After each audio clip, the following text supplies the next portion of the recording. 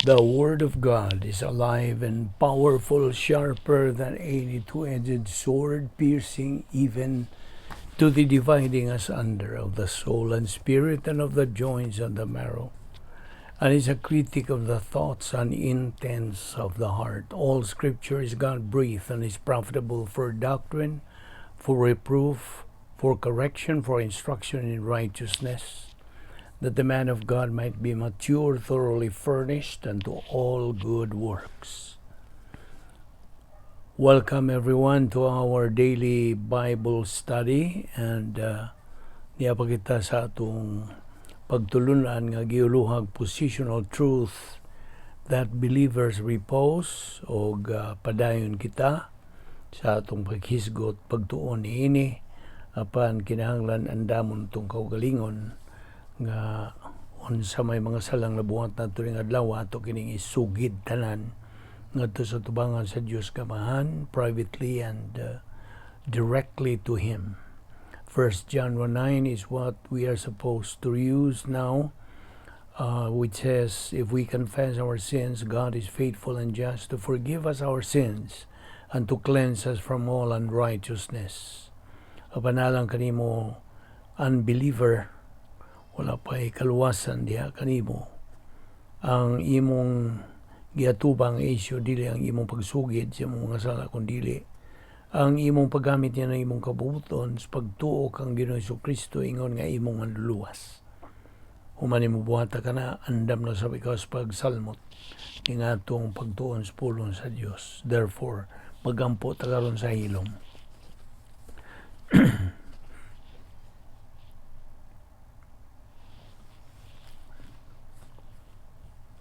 Balaan na mga Diyos, nagpasalamat kami kanimo ning layon sa mga adlaw nga imong gipadangat kanamo. Buhay pa kami ning among lawas kinitimailhan nga ang imong plano sa among tagsa-tagsa ka kinabuhi nagapadayon pa sa paglihok o kining tanan ng grasya man bisan pa kining among pagtuon sa among pulong tungod lamang kini sa imong gugma, kaluoy, imong grasya. Uban ni kami karon, pinagis pagtudlo ka na mo sa balang Espiritu Santo sa imong kamaturan, kining tanan, among ipasalamatan sa ngalan ni Ginoong Jesucristo. Amen. Open your Bibles to Romans 14:12. And this verse says, so then every one of us shall give account of himself to God. Yes, maghatag kita og husay sa tagsa kanato ngadto sa Dios. So tiwani ka na mo bersikulo, Romans 14:12. So then every one of us shall give account of himself to God.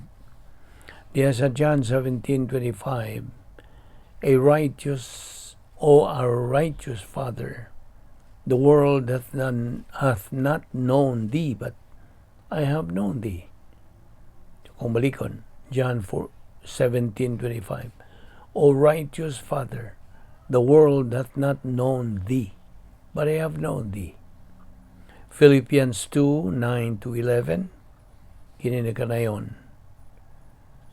Wherefore, it has a versikulo 9, wherefore God also hath highly exalted him, and given him a name which is above every name.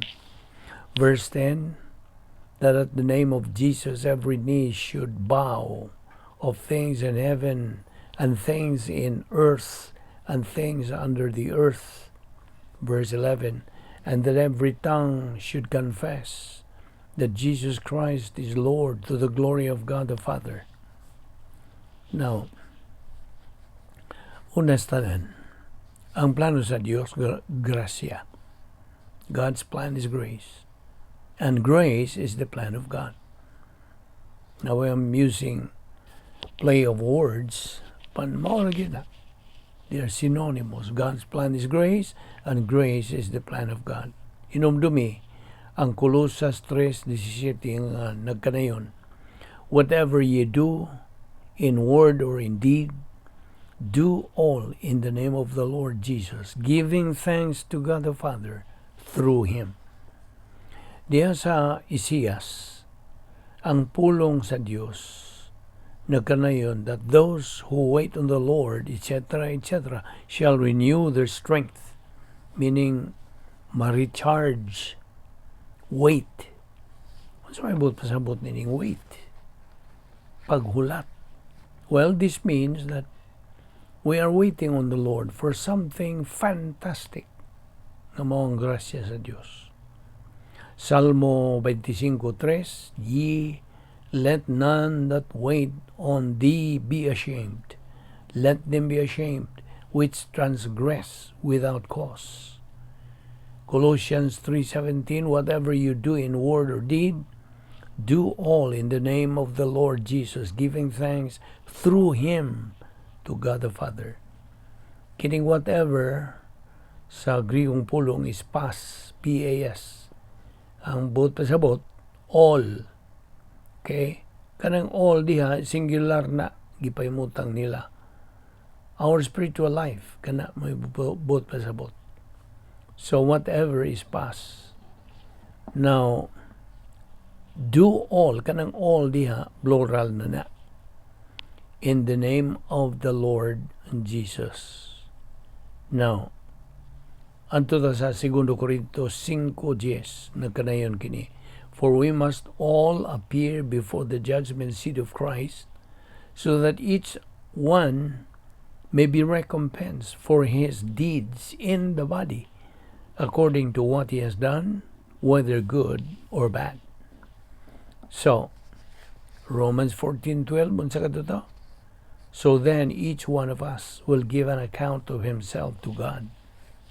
Kaya niya, kitang tanan, tagsa-tagsa ka na ito, manubag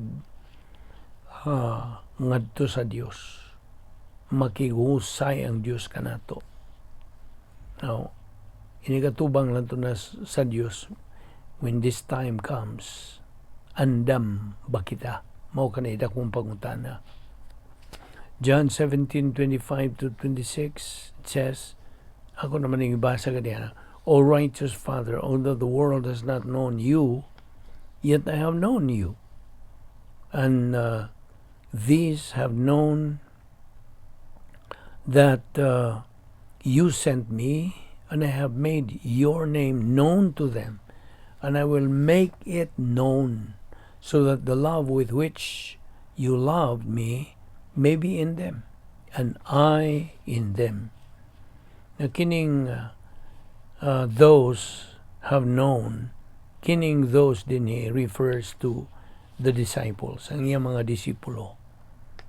Philippians 2:9-11, For this reason also God highly exalted him, and bestowed on him the name which is above every name, so that at the name of Jesus every knee will bow, of those who are in heaven and on earth and under the earth, and every tongue will confess that Jesus Christ is Lord, to the glory of God the Father. Colossians 3:17, When believers pray, giving thanks to God the Father. When believers pray, first it should only be directed to God the Father through the Lord Jesus Christ, not through other way. Galatians 3:26, For you are all sons of God through faith in Christ Jesus. John 1:12, But as many as received him, to them he gave the right to become children of God, even to those who believe in his name. 2 Peter 3:18, popular kayo ning bersikulo. I hope din na mo makalimtan, but grow in the grace and knowledge of our Lord and Savior Jesus Christ. Now, another thing I would like to stress here is attitude of gratitude. Unsa man ni? This attitude of gratitude should already become a part sa kinabuhi so sa kamagtotoo. Ang ato bang pagtagad bahin sa atong pagkamapasalamaton. Monibot pasabot. This attitude of gratitude nagasugod kini right after you got saved. Yan yung naluwas ka. Human gas imong pagkaluwas. Nagsugod kining attitude of gratitude. And this attitude should always be a part now sa kinabuhi sa kamagtotoo until forever. Kay kining attitude of gratitude, bahin na kini sa matag magtotoo sa iyang pagampo. It's part of every believer's prayer. Now, speaking of prayer, na silsil na pagyudan nimo ang agenda of prayer, naarabay agenda of prayer.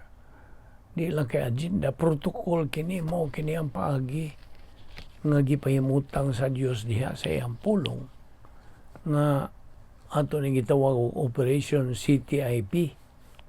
Unsa man ning C, confession. Ang T, thanksgiving.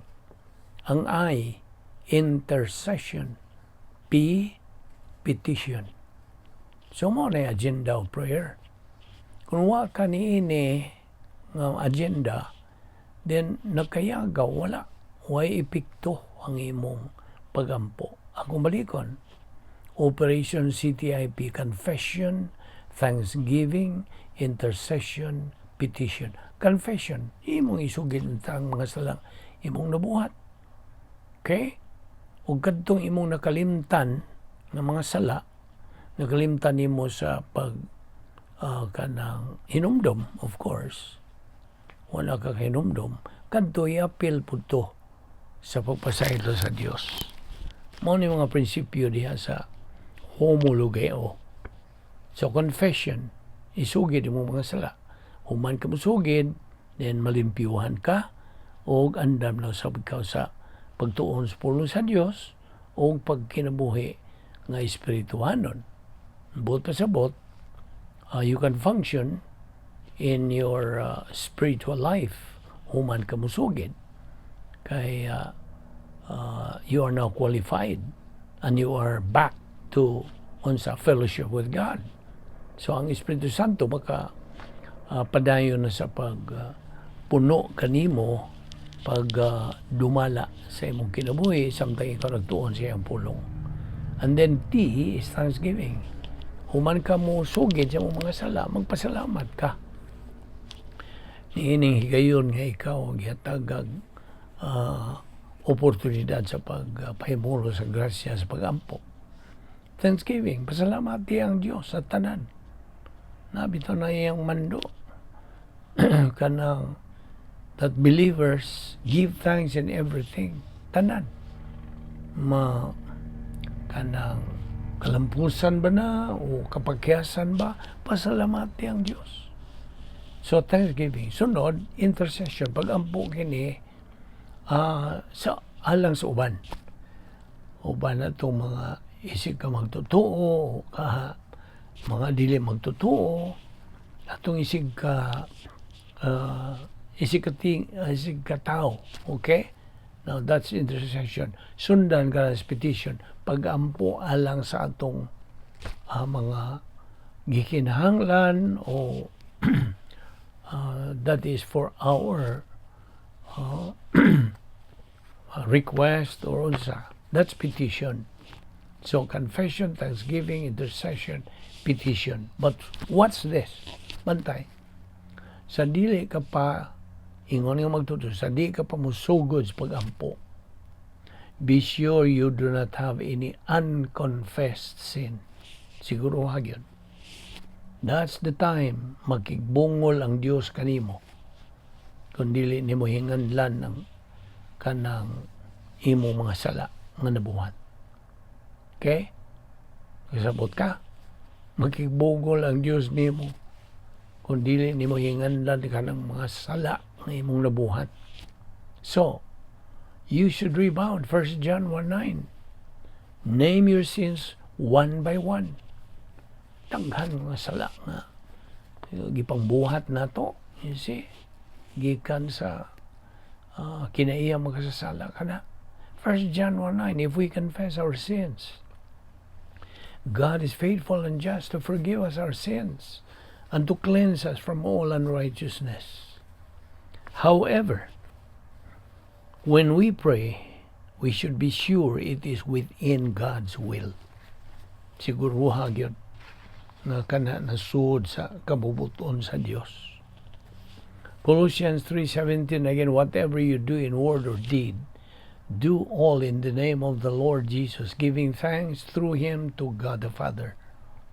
Now, ato rin kong tutukan kining this particular verse, Colossians 3:17, we have already learned that everything, every detail that we do in life, God's Word mandates all believers to do it in the Lord Jesus Christ's name. Do it as unto the Lord, giving thanks to God the Father. You see, ang atong pagpasalamat sa Dios, bahin na kini sa atong pagampo. And we are supposed to know the prayer agenda lagi of prayer. Operation CTIP. I hope di na nimo makalimtan. And prayer can only be done by a believer. Dili ni mabuhat sa usa ka dili magtotoo. No. He cannot. He cannot function. Now, the only prayer that is acceptable by God, mao ning pag-ampo sa usa ka magtotoo, not the prayer of an unbeliever. Now, bisag unsaon pag-ampo sa dili magtotoo, bisag pagaw na siya, hurot na iyang tingog. Di yun. Why unsa? Ipikto. The only prayer that is acceptable by God is the prayer of a believer. Di man ina. John 1:12. But as many as received Him, to them He gave the right to become children of God, even to those who believe in His name. Niya ay pasidaan. Okay? Niya ay pasidaan. A warning ni. Do not pray to God the Father if you are an unbeliever. Na. Murag bugat kayo ng prinsipyo ha. Ayaw. Ayaw ampo ngadto sa Dios nga Amahan kung ikaw dili magtotoo. Do not pray to God the Father if, as a believer, you are carnal. Na, you see? Nakita nimo mga pasidaan ini. Kung ikaw karnal, meaning wa ka mo sugid sa mo mga sala, nagpabilin ka gihapong nagalunang niya ng mga sala, then karnal ka. Kay karnal ka, mantuwa ka sa gawas sa plano sa Dios. Although luwas ka, kay magtotoo ka man lagi. Kapan mong kinabuhi makaluluoy. Kaya man ka matunong, you miss the mark. So, kung karnal ka, ayaw kampo ngadto sa Dios nga Amahan. O labaw sa tanan, ayaw kampo ngadto sa Dios nga Amahan kung ikaw dili magtotoo. Wa kay kanang katungod sa pagbuhat niya na. Only believers can pray to God the Father. But only, only when the believer or the believers are in fellowship with God. Klaro? Kinahanglan ang magtotoo na punan siya sa Espiritu Santo. O siya nakigambitay o naay pakigambitay sa Dios. Magkuyog man eh. Once nga ikaw mapunan sa Espiritu Santo, ikaw anay pakigambitay sa Dios Amahan. Sabot? Remember, there is protocol and ground rules when it comes to prayer. Ayaw na nagkalimti ka itong agenda of prayer. Operation CTIP. Now, diya sa James 4:3, it says, you ask and do not receive, because you ask with wrong motives, so that you may spend it on your pleasures. Now, kinigong kanang pagampo, may kalabutan kini sa family relations. You see, dili ka man makaampo kung wa kay koneksyon ngadto sa imong Amahan na Dios ka Amahan. Now, Colossians 3:18, of course, talks about family relations. It says, wives, be subject to your husbands, as is fitting in the Lord. And then verse 19, husbands, love your wives, and do not be embittered against them. Now, as a review, okay, just to test you kung di na bagyo na mo makalimtan kaning pila man ang divine institutions nga gi-establisar sa Dios. Pila? Upat. Okay? Unsa man ang upat ka divine institutions that God established? Number 1 is volition. Number 2 is marriage. Number 3 is family. And number 4, nation. Ama namong langit nun, salamat ning grasya nga among ipaymuslan ning adlaw sa pagtuon sa imong balang pulong. Salamat ti among Bible study pinagi sa YouTube channel sa Balbido Evangelistic Ministry. Dada kami pagbalik ugma din ning dapita aron kami makapadayon ning among adlaw nga pagtuon sa imong balang pulong. Kining tanan among gipasalamatan sa ngalan ni Ginoong Hesukristo. Amen.